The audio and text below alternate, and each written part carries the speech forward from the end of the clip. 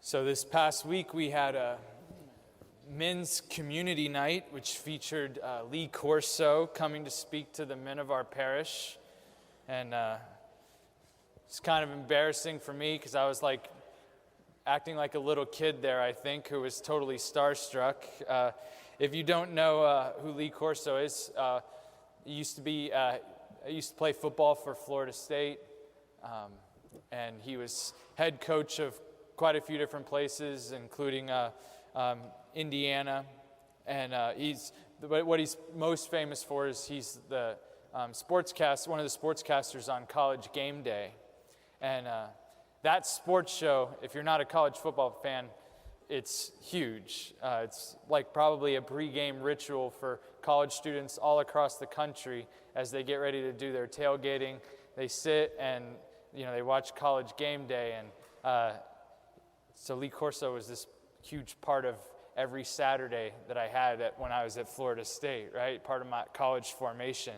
And so I was excited. I got to introduce him, and he's a lot of fun, and he gave an awesome talk. And but what really struck me is how he ended his talk. So he ended his talk with some words of advice, and he shared some of the experiences that he had when he was head coach. And he went through like a few struggles as head coach when the team, Indiana, wasn't doing a whole lot of winning. And he wasn't doing a whole lot of winning before he got there either, okay? But he talked about how quickly everyone turned on him. And all that like love that people had for him, he talked about how fickle it was. And how fast all of that could shift, and suddenly everyone turn on you, like even your fans. And then Coach Corso described how on one occasion he received a plaque from his family, from his wife and kids honoring him. And how because of what he had learned at coaching at Indiana and other places, he told his wife that when he dies, he doesn't want any other awards placed in his casket or beside him. That's the one that he wants, right? He just wants that one plaque. And the point that he was making, he was saying, to us men, he said, men, that can happen to any one of you. It can all that fame can just it can turn on you in an instant. And the message was that family was the most important thing. That's the one love in life that will never let you down. And so you can never give enough or do enough for your family. That was his point. They're the ones who are always going to be there. They're the ones who are going to stick with you through thick and thin. And I thought that was an awesome message, especially on Mother's Day, right? When we honor the women who have probably, for most of us, have loved us more heroically and unconditionally than anyone else in our lives. But I have to tell you, when I heard this message, and it was an awesome message, at the same time when I heard it, it made me feel a little bit sad. Lee Corso was telling us that all of the loves we find out there in the world are fickle and fleeting. And it made me sad because I knew it was true. I'd experienced that truth out there in life, right? And love that doesn't endure, love that can change in an instant, love that doesn't make it through hard times, that's not love at all. That's not love. And I'm sure we'd all agree with that, right? And I don't want that to be true.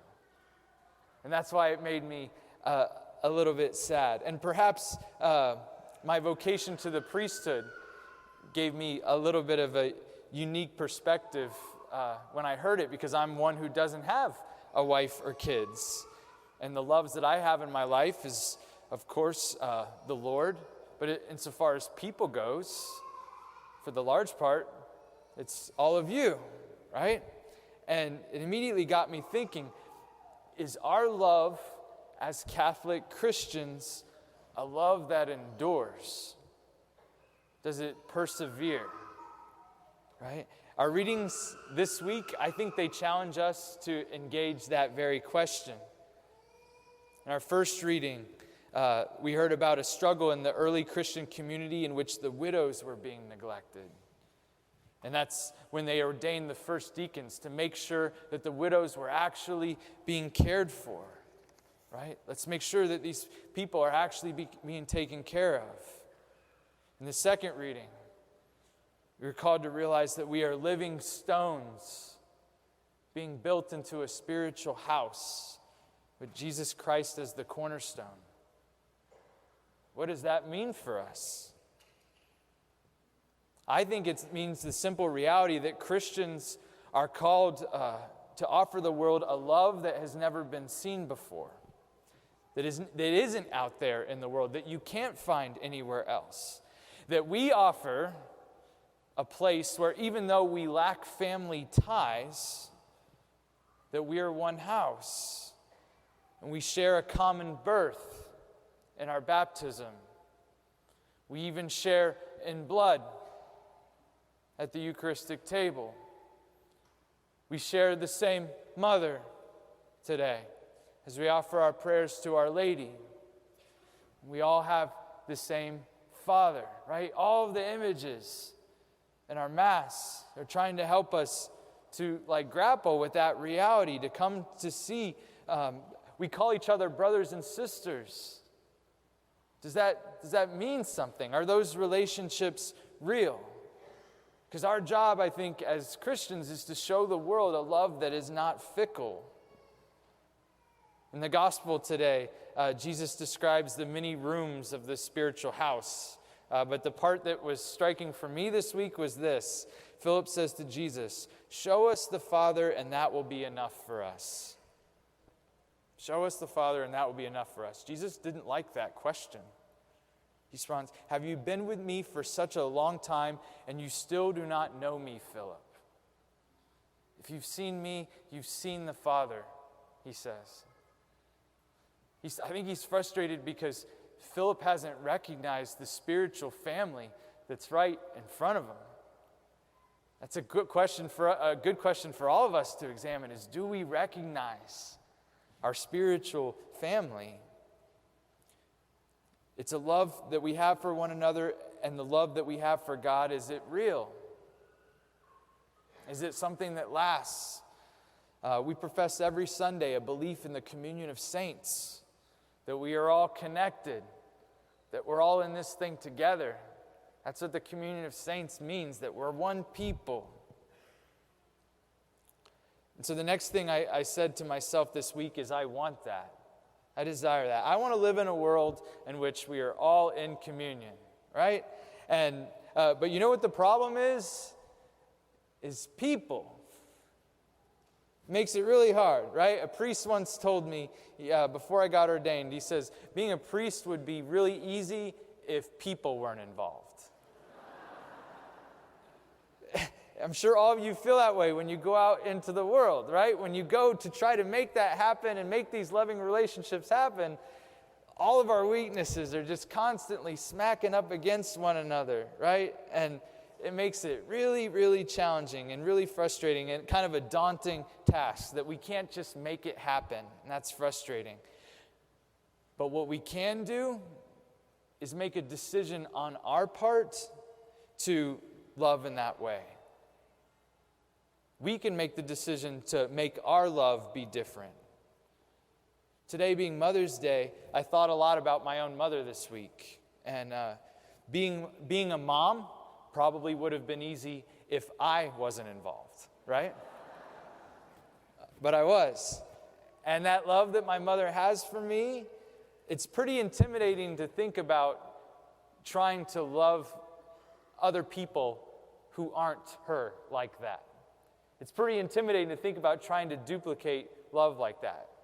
Because I have an incredible mom. And she's loved me like love I've never experienced any other place in life, with the exception of the Lord, right? And so how does she do it? How do moms love like that?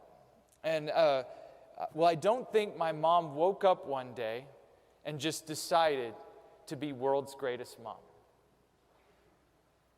I think that every single day, one day at a time, she got up and decided to love us, me and my sister, to be patient with me when I was cruel, be forgiving, always taking care of me. Every single day, she made that decision to get up and do the things that needed to be done to make sure I was healthy and happy and on the right path. And over time, she made it happen, right? And now when I look back on my life, it's this huge glaring thing of love that at any moment in that, I probably wouldn't have realized just how significant that love was, right? And so the point is this. She loved me day after day after day after day after day. That is how we build the spiritual house. All right? That is how we offer the world a new kind of love. And it's not easy. It requires patience. And that's something I have a really hard time with in our world today, right? We live in the world of Amazon Prime, free 2-day shipping, right? We want it now. And so the idea that making this thing happen, making this reality happen, takes all of these small steps again and again and again and again. Might not be how we want to go about do it, but that really is the way that we go about doing it. Making that love real means showing a love that lasts, means making a decision every single day to give of ourselves and live for others. Every single day. Lord, I'm going to serve you today. Moms, thank you for your witness of what love is all about, and happy Mother's Day.